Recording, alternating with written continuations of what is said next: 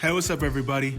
I'm Amobi Okugo, host of Money Talks, a new podcast from a frugal athlete in partnership with Billion or Bust Media.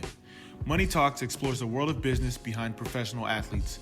I speak with financial advisors, business managers, marketing and PR professionals who specialize in running the business of being a pro athlete. Tune into Money Talks on Apple, Spotify, or wherever you get your podcasts. You can also find new episodes on billionourbustmedia.com and afrugalathlete.com. Again, billionourbustmedia.com or afrugalathlete.com.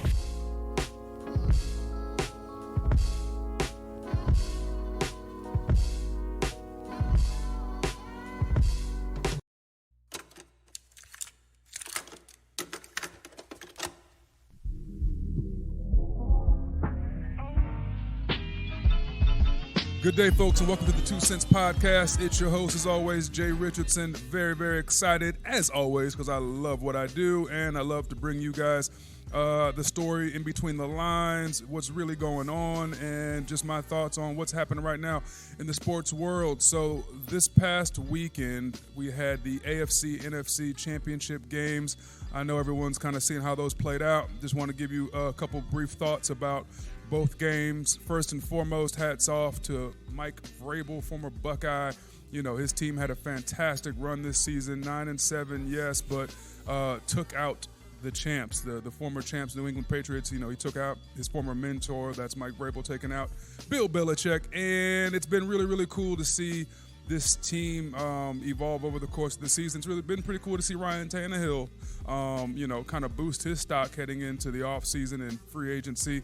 Who knows what will happen there? And then, of course, Derrick King Henry just dominated the rushing attack all season long into the playoffs. But, man, the Kansas City Chiefs were able to shut that down, and that is pretty impressive.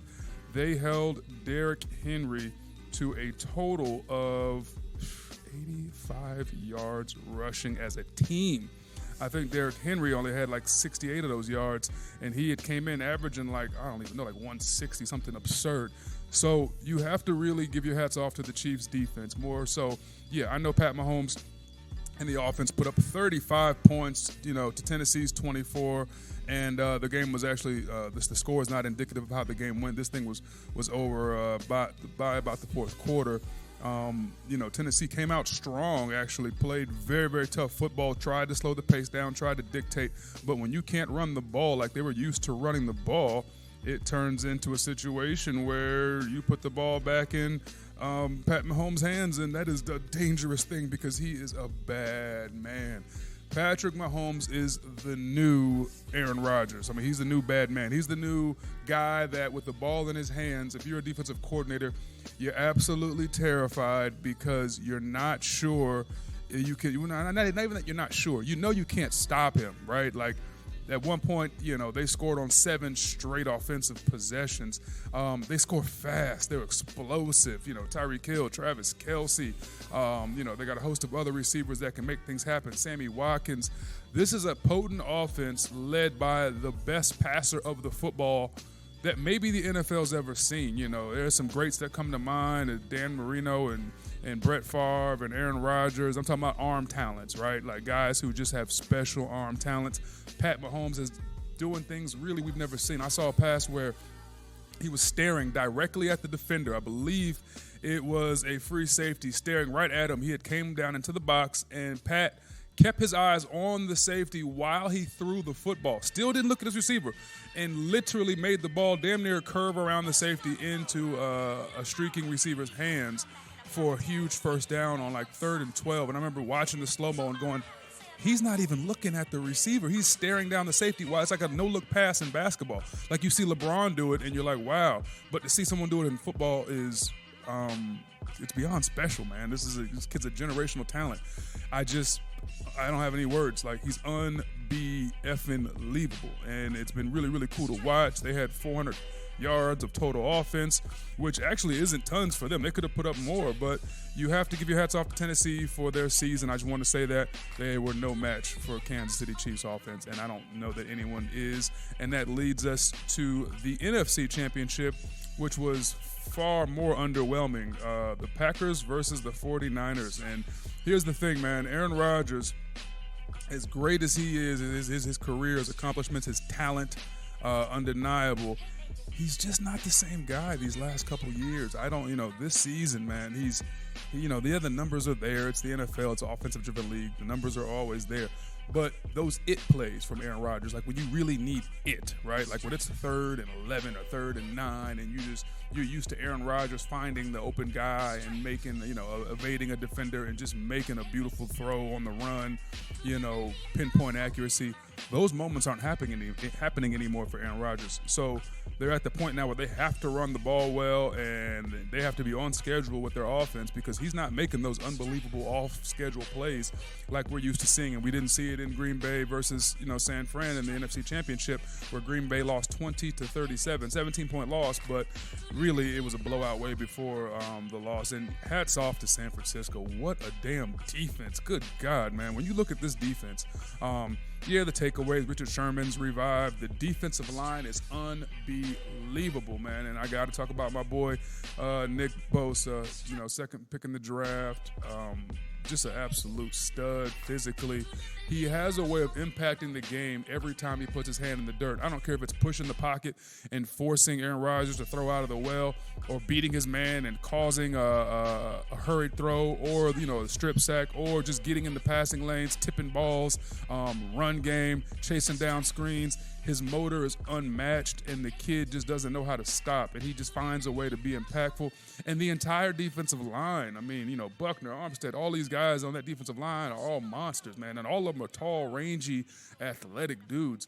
You got to really give your hats off to GM John Lynch on building this team just like the New York Giants of 2009, man, when they had O.C. Manura and Strahan and Justin Tuck and all of these long, athletic, lean, high-motor defensive linemen that wouldn't quit. That's what beat Tom Brady, and you're seeing it now, with this football team. In San Francisco, it's kind of very similar architecture to that particular team. Jimmy Garoppolo, Eli Manning, similar numbers, and when you look at Jimmy G, he only threw 8 passes, y'all. He only threw 8 passes, so I don't, you want to give credit to him because, he was 6 of 8, so he hit 6 of them. But, he had 77 yards passing. He didn't have to do it. And here's the thing, he didn't have to do much, right? Because Mostert destroyed them, right? 220 yards on the ground. This guy was a journeyman, and they just stuck with him, and he showed out. Hope Coleman gets better. Coleman's a badass running back. I love him. He got banged up early and was out of there, but Mostert just took over this game. 7.6 yards per carry, 4 touchdowns. Unbelievable job. This all leads us to the Super Bowl, baby, and this is all anyone cares to hear about. Is the best offense in football when you talk about the Kansas City Chiefs and Pat Mahomes versus the best defense in football when you talk about all of those monsters on the defensive line for San Francisco. Richard Sherman, solid linebacking core, and, they're led by, I think, Robert Saleh is one of the best defensive coordinators in the league. And let's look at the coordinator matchup too. Eric Bieniemy for the Kansas City Chiefs. He is the offensive coordinator for them. So him and Andy Reid have been building this offense up and making it what it is and putting these pieces in place. And you can say, well, they've got tons of talent on offense. Yeah, a lot of teams have had talent. It's how you execute. It's how you use that talent. It's how you manipulate defenses with your receivers, your tight ends, your running backs, your different personnel sets. Eric Bieniemy should have a head coaching offer on the table for him, and he did not. Same with Robert Saleh. These are 2 Brown coordinators who have dominated this league this season, and yet no one's kicking down their doors trying to give them jobs. And there's always, guys getting hired in New York, guys getting hired in Cleveland, guys getting hired, all over the league that we've never heard of. And yet you got these 2 fellas who are the best at what they do in the league, and not a single knock at their door. It's kind of upsetting, honestly, as a Brown person. Kind of upsetting because you don't want to call it what it is, but it just might be what it is. And I know I've discussed that, but this is just another example of the imbalance in this league, and some things really need to change. But the Super Bowl is going to be a great matchup. Best offense, best defense. I'll do another Super Bowl matchup podcast next week leading up to the big one so that you guys are prepared for the big game. And I need you guys to know my thoughts and picks because it's going to be huge. Now, got to talk about last night because you guys know how much I love the NBA. It's still, yes, I played in the NFL, but I'll be honest, the NBA is still my favorite league. I hate to admit it. I'm a hooper. At heart, I'm a hooper. Like, I'm supposed to be in the NBA right now. No one knows it, but that's what's supposed to happen. It just did not work out because I couldn't stop eating in college and in high school and at birth, whatever. Listen, last night was a big night in the NBA because we got our first glimpse of Zion Williamson, right? The number one overall pick in the draft, Zion. And everybody's been trying to figure out what's going to happen. Is he going to end up living up to the hype? Is he who we thought he was going to be? If you guys recall back to last summer when I spoke with Charles Barkley about Zion, and his biggest fears was Zion's weight and durability and conditioning because of that weight, that 284 pounds landing on those knees and joints for an entire season. We all knew was going to be tough for him, and a challenge to keep him, not just healthy, but keep him in great condition and keep him playing in a league that is known for having a bunch of gazelles, not a bunch of lions. And it's a running league, and it's a fast-paced league, at least until the playoffs. And you got to be able to run, especially on the New Orleans Pelicans. They have a great team that kind of lives by that transition and that aggressive up and down, run and gun style play, which I love. And I think Zion, is made for this particular situation, but we didn't know, right? So we were all trying to figure out, is he going to be that guy? Can he learn to shoot a basketball? What's his handles looking like? What's his defense going to be like? Because he's playing amongst the trees, and he's not really a tree. He's an explosive, shorter tree, but he's only about 6'6", and he's in there banging with guys that are 6'10" and up. Could he hold up? Could he rebound? Well, I guess the answers are in kinda, and here's what I mean when I say kinda. Let me just kind of cut right to the chase. Zion looked fantastic in the fourth quarter of last night's game against the Spurs, right? Zion was playing in what they call short bursts. They wanted to only give him 3 minutes at a time, 4 minutes at a time until he gets into proper conditioning. Why? Because when you get exhausted, and fatigued, your body, your muscles tend to kind of break down, and before you know it, you're not jumping the same way, you're not moving the same way, and that's how injuries happen. And you just don't want him to look bad, let's be honest. It's a PR thing. If he goes out there and lays an egg, it's very, very bad for the NBA. The NBA really needs Zion to not just, look the part. They need him to produce and put up numbers because he is going to be the face of the NBA one day. They hope, in the next 5 years as LeBron, at some point makes his exit, even though he looks like he could play until he's 42 like Tom Brady. We know at some point he'll have to hang it up, and there's going to be a kind of a vacant spot for face of the league, right? And especially for young players, and you really want to see that. KD got the Achilles, Kawhi has no personality. Someone's going to have to be that guy, and I personally think Ja Morant has a great chance of being that kid, but Zion has this charismatic, it about him. And I know what people say now, about him and his character. He's such a nice kid. When you listen to his post-game press conference, pre-game interviews, it's hard not to root for the kid. He's a really nice kid. He's a good dude. He's only 19 and a half away. I don't know if he's 20 yet. But let's get into his numbers, right? So Zion dropped 22 points, 17 points in the fourth quarter as he got on a hot streak when they finally let him play for almost 7 minutes because, for a while he was just playing 3 minutes at a time. And this was a close game. Well, it wasn't a close game. It was, they were down by 10 to 15 points most of the game, and then Zion burst into flames. When I tell you the boy got hot, He went 4 for 4 from the three-point. Like, from three-point land, Zion went 4 for 4. A kid who went 1 for 4 in the preseason from threes, was not known for taking a lot of threes at Duke, maybe 2 a game. Went 4 for 4. Now, how did he do that? Well, the Spurs backed all the way up and looked at him and said, dude, we know shooting is not your deal, so you got to prove to us in this league that you can hit jump shots. Until then, we're gonna pack the paint and treat you kind of like Giannis, because he's a slasher. He's a big boy. He can cut and all that stuff, and he can explode to the basket. And they've seen YouTube. These boys, all these other NBA dudes, they've seen the highlights. They got cell phones. They know what time it is with Zion. So no, nobody wants to be the first victim of a Zion poster. Everyone packed the paint, and what did he do? He just sat back there and literally took a wide open 3-ball 4 times in a row, hit all 4 of them, and pulled the team from down 14 to a tie game, to at one point taking the lead in the 4th quarter. And Zion wanted to stay in the game because he wants to win, which I love that about him. He's got that that winner's mentality, like I'm here to win. And Alvin Gentry, the head coach, finally had to pull him off the court because that was not the plan. The plan was him to play 3 to 4 minutes at a time. The medical staff, was very serious about wanting to stick to that. Gentry was pleading with the staff, let me keep him out there for a little while longer. We can win this game. And then I think as an organization, they decided in the 4th quarter, it ain't worth risking the kid's health just to try to win this one game against the Spurs. But boy, was it a really, really cool showing by Zion. He was very efficient, 8 for 11 shooting. Obviously was perfect from the 3-point land. But you know what I liked about what I saw out of him? He has the mind for the NBA. When I say the mind, I mean he understands how to move out there. It took him a little while to kind of find his flow in the offense, find where he needed to be. But he's a willing passer. He's a really good passer too, by the way. I mean, he found ways to quickly post up and then right away look over the opposite shoulder, and he sees Brandon Ingram cut to the rim, and he gives him a perfect pinpoint rifle pass on the fingertips. Ingram dunks it, and they're flowing, and he's excited for his teammates. Like, he doesn't care about scoring. Like, he was jumping up and down, happy to see Ingram get the dunk, and I'm like, I love that, man. Like, more teams need that youthful exuberance, that energy.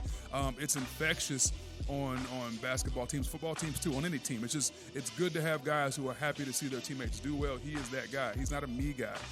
He's a we guy, and that's what you need if you want to win anything in this world on a team. So that right there was honestly the most impressive thing, and his explosion. I watched him get a rebound over a 7-footer, no problem. I mean, he has those quick twitch muscle fibers, man. The kid is twitched up crazy, so he's getting off the ground quickly.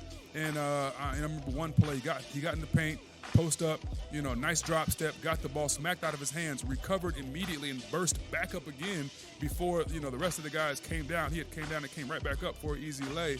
And I'm like, okay, this kid might be able to compete in the paint with these trees because he brings an element that they don't have, which, he doesn't have the length of a 7-footer or a 6'10" guy, but he has the explosion to not only play way above the rim, but it's quick hops, right? Like, some guys can jump high, some guys can jump high quickly. So guys who are fast risers and high risers, which is what he is, and that's unique. That's somebody that's going to get those rebounds. That's going to be able to get those quick putbacks. He's really good at using his body, feeling the defender. He had a defender on his inside shoulder. He felt that right away, and he just spun. And Lonzo knew exactly where to put the ball, threw it up by the rim. He caught it, and it was a really kind of a tough catch with his left hand, and laid it in softly off the glass. Has a wonderful touch around the rim. Zion Williamson is going to be very effective in the NBA, and that's kind of what I took away from this. This is a kid that, no one's watched a whole lot of film on him yet. There hasn't been a full scouting report put together. We notice in this league, just like in the NFL, once guys know what it is you do, and once guys know your strengths and weaknesses, and there's enough tape, out there on you to really break you down, teams find ways to attack you and force you to play left-handed, or in his case, right-handed. And, a la Baker Mayfield, right? Like, he looked great, and then all of a sudden people figured him out, and now he's trying to figure himself out, and that's just how it goes. But all in all, fantastic showing. NBA is very, very pleased. It'll be big for this league. It'll be big for the Pelicans. He'll be the face of the South, and I think it'll be wonderful to see him get fully healthy. I still agree with Charles Barkley, though. As you can see with his conditioning, he does, 284, man. That's heavy for a 6'6" dude. He needs to be right around 264 to at least 270. If he can get to 270, and I know everyone's harping on his weight, but when you look at those joints and just how he's landing on a single leg, that's tough. Take it from a guy that's 6'6" and used to be 285. Landing on one leg is not smart. I'm a 2-foot jumper now, and I was in the NFL. I knew I had to trim down. I got down to about 268, 270 because I can play longer like that. Your joints feel better.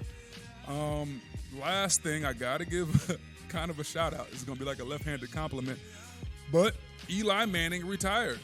Eli Manning announced his retirement today. Everyone, is discussing that. All I'll say about that is, congrats on a very fine career. I think Eli Manning is one of the classiest guys to play in the NFL. He represented the Giants well, from all accounts of guys I know that played with him. Solid guy, always a great teammate. Never threw his guys under the bus in the media. Was just he's a good person, good dude, very classy. Well represented guy, and he had a hell of a career. He won 2 Super Bowls. Now we want to talk about Hall of Fame and his legacy. I got to be honest.